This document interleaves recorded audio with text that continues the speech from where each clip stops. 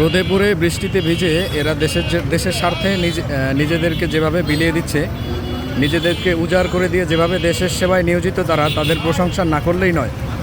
আসলে আমরা তাদের জন্য তেমন কিছু করতে না পারলেও ছোট্ট পরিসরে অল্প একটু কিছু করার চেষ্টা করতেছি এখন, যেটা একটু পরেই তাদের কাছে হস্তান্তর করা হবে, হ্যান্ডওভার করা হবে।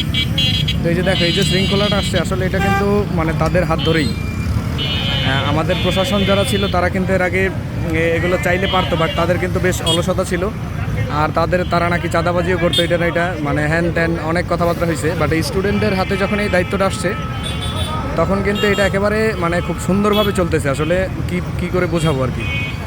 আর ওইদিকে বলা হচ্ছে যে অনেকেই আবেদন করতে চাইতেছে এরকম যে স্টুডেন্টদের যদি এটা পার্ট টাইম জব দেওয়া হয় তাহলে কেমন হয়। খারাপ হয় না, আমার মতেও কিন্তু ভালোই হয়। স্টুডেন্টরা আসলে কোনো সুদ ঘুষ তারপরে টাকা পয়সা নিবে না তাদের কাছ থেকে। তো এইভাবে চলতে থাকলে এটা অবশ্যই ভালো। আরও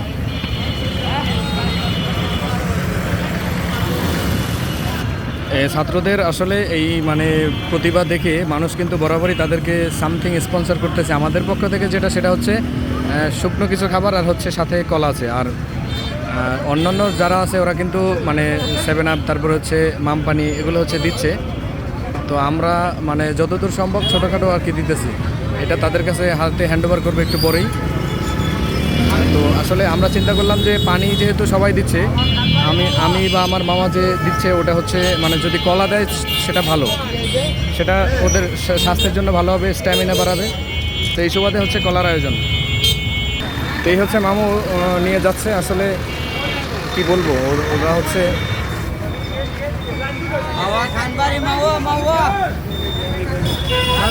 চলে যান, যারা বামে চলে যান।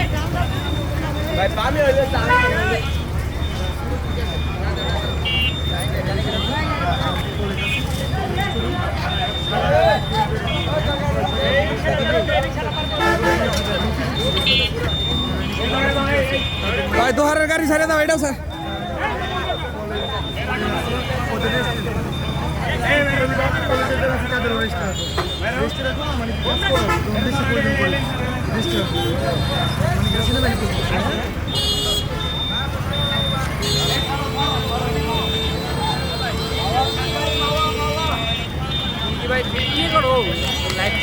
না লাইভ না, বেজে স্যার আমি একটু পরে আর কি ভিডিও করি।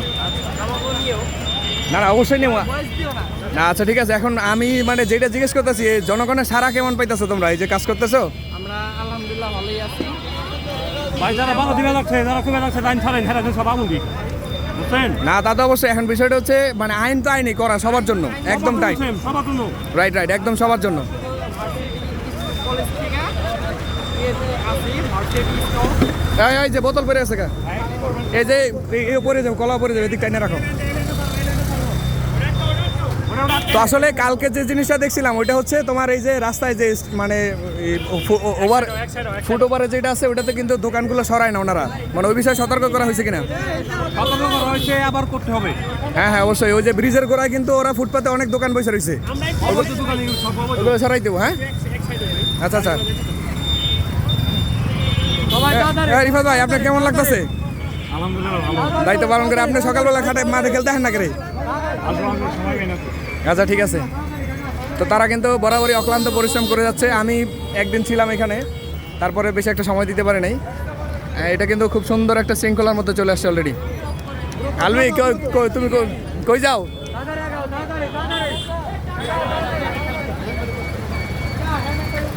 এভাবে যদি ছাত্র সমাজের হাতে থাকে তাহলে কিন্তু দেশটা পরিবর্তন করা কোনো ব্যাপারই না। আর এই যে অধিকাংশ লোক কিন্তু দেখা যাচ্ছে হেলমেট ছাড়া, ওদেরকে বলা হচ্ছে না হেলমেটের বিষয়ে?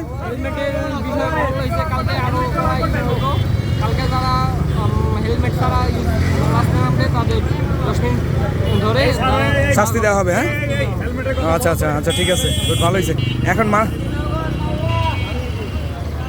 হেলমেট বিষয়ে সতর্ক করতে হবে বারবার। আমরা এখন আছি থানার মোড়, একেবারে থানার মোড়, এই চত্বরে চার রাস্তার মোড় যেটা এখানে। তো এখানে কিন্তু খুব শৃঙ্খলার সাথে গাড়িগুলো চলতেছে, এটা খুব ভালো।